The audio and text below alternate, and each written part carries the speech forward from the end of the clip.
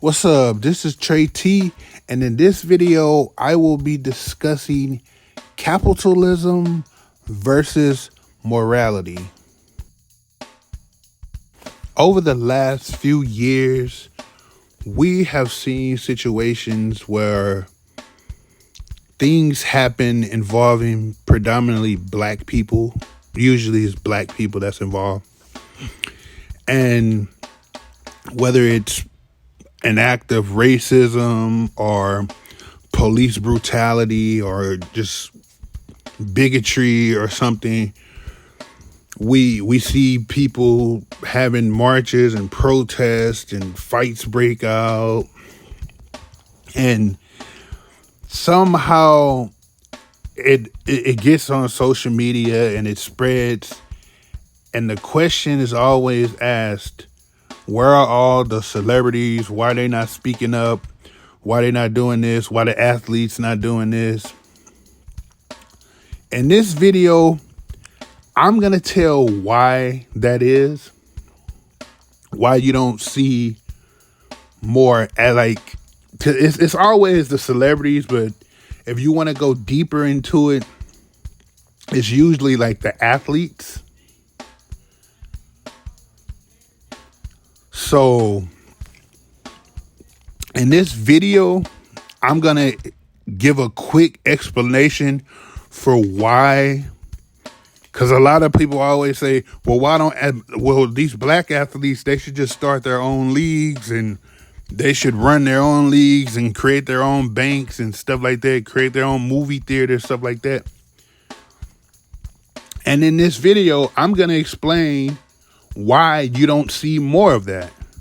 The real reason why you don't see more of that, where, okay, a whole bunch of black people get together and pull their money together and to start their own league, it's because it's always capitalism versus morality. Capitalism is the economic system where private entities own the factors of production. The four factors are entrepreneurship, capital goods, natural resources, and labor. Morality is basically the quality and being in accord with the standards of right versus wrong, good versus bad.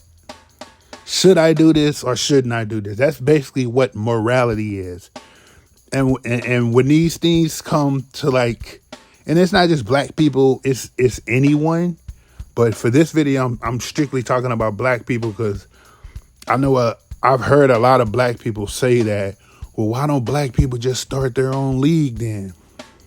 So for the big question for those people, especially black people, who always say, well, why don't black people get together and how come it's not any black owners? Why don't black people get together and own their own leagues and own their own teams, create their own teams?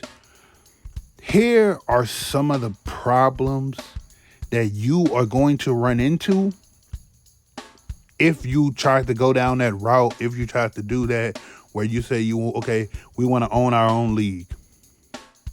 First, let's use the NFL as an example.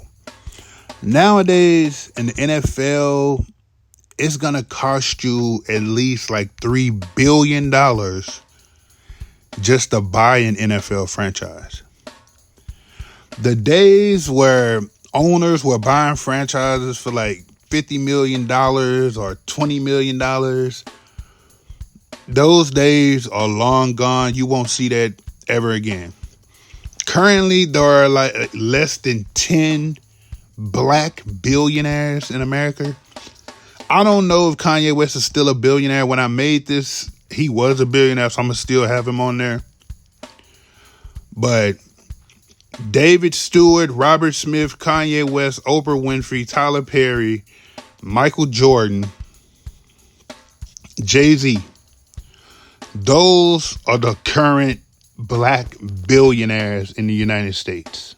And out of all of those people, it's only 3 of them that are even worth $3 billion or more.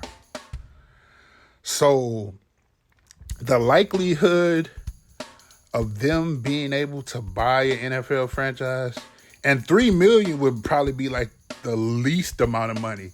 Most people selling their franchises are not gonna do it for like $3 billion. It's gonna cost more. But I'm saying that would be for like Washington. Maybe they would sell theirs for $3 billion. But you would have to at least have $3 billion just to even get in the door to even start bidding and stuff like that. So that's for a lot of people who ask, well, why you don't have any black NFL owners? Here's one of the reasons why: because it's only like 7 black billionaires in America. And the main difference between the NBA and the NFL ownership-wise is the NFL is mainly owned by either an individual and family members, while the NBA could be owned by multiple partners and different people. Like in the NFL, the Green Bay Packers are the only NFL team not owned by like a single individual. Well, I guess the Broncos now too, because you got the people the Waltons, but then you got like Condoleezza Rice, the one dude who like drive NASCAR or some kind of racing him. He's like a minority owner or something like that. But as far as like the Packers are actually the only team in America, sports team, that is publicly owned by stockholders and not like an actual individual. But like usually in the NBA, you see the NBA owned by a lot of people. But the NFL, you usually see it owned by like one person or a family of people, as opposed to multiple different people that's not related. Now let's get to the crux of the issue. The main reason why you do not see black people getting together, pulling their money to create their own leagues and stuff like that. These are some of the problems you're going to be faced with. Let's like, oh yeah, man, black people need to start their own NBA, start their own NFL. Okay. This is some of the problems you're going to have to face. The biggest problem you are going to have is money. Money, money, money. Will you spend your money buying land to build your own stadiums and arenas? Will you spend your money renting stadiums and arenas that's already built? How many teams will you even have in your league? How much money will you spend in marketing and TV advertisements? This league will be a startup league. So the money your players are going to be making will be nowhere near the money that they make currently in the NBA and NFL. So would you be able to attract some big name players to play and draw attention to your newly formed league? Then you're going to have to pay. You're going to have to pay the referees. You're going to have to pay the vendors, because you're going to have to sell food and stuff for people while they're watching the game. You're going to have contracts with TV stations and stuff. How you go showcase your games? Well, how are people going to know? You're going to have advertisements, someone schedule sent out to let people know when the games are going to take place. You have to buy the team uniforms. You're going to have to buy the team equipment. You're going to have to hire coaches, pay the staff, trainers, cheerleaders, mascots. And all of that is going to have to come from startup money. So that's what you have to realize for all the people that keep saying, well, why don't they just start their own league? Do you know how hard it would be to start your own league from scratch? Then who's going to govern your league? You're going to have to hire a commissioner to oversee the league. You would have to put together a players association, someone who would speak up for the players' needs and wants. You would have to be able to, or you go travel by air, you go travel by plane, you know what I'm saying? You go travel by bus. What you go do? You got to pay for that. When is your season going to take place? Is it going to take place in the spring when there's no football? Is it going to take place in the summer? Like, when is your league going to take place? When is your sport going to take place? Like, you can't have your league on the same time as the NFL. You ain't going to get no viewership. You are not going to get no viewership. If people got to choose between a new startup league or the damn NFL, they are not choosing your league. Due to inflation, it's going to cost more money to start your league now. So for all those people who keep saying, well, why don't black people just pull their resources together and start their own league? This is the reason. Those are the reasons why. The closest thing you're going to get to somebody having their own league is Ice Cube with the Big Three. And even with Ice Cube and the Big Three, he's partnered with another person. I forgot the dude's name. I think I saw his name the other day. I can't remember. But even then, it's not like Ice Cube like bought the stadium. He got to rent out. Like they got to use other people's stadiums. So it's not really like Ice Cube. You started a league, but it wasn't started from scratch. But for all that, this video is just to show all those people, especially black people, who keep saying, well, why don't black people, instead of y'all get me, you see these people, how they care about when black people disrespected and get killed by unarmed and get killed by the police brutality, or some racist shit go down. You see how none of these owners and stuff care about you. Why are you still playing for them? Why don't y'all start your own league? This is why. If someone is going to make $58 million 1 year in the NBA or the NFL, and you want them to give that up to start their own league where they may only make $2,000 the whole year or something like that, that's the whole morality versus capitalism. Yeah, this dude said this, or they did this, or they didn't stand up for black people when this happened. But am I going to throw $58 million out the window? Or am I going to keep doing this and making my money to support my family and to support myself? So that's the dilemma. The capitalism versus morality. And see, that's what a lot of people not looking at it with Enes Kanter. Because people were jumping to Enes Kanter's defense, or he changed his name to Enes Freedom or whatever the hell it is.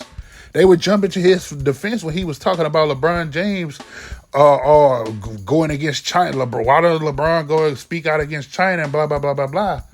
Why the NBA don't speak out against China, blah, blah, blah, blah, blah? But yet it makes Enes Kanter look like a hypocrite, because at the same time, he's still in the NBA collecting checks. That's the same thing with Kyrie with the whole vaccination thing. When he was talking about, I'm speaking up for the people who lost their jobs. And yeah, it's easy to do that. You speaking up, but you're not losing no money. Those people lost their jobs because they didn't want to get vaccinated. You didn't get vaccinated, but you kept making millions of dollars. So it's easy for you to talk. If you was really about that life, if Kyrie was really about that life, if Enes Kanter was really about that life, they would have stopped playing in the NBA and lost their jobs, just like a lot of people who did with the whole vaccination thing, but they didn't.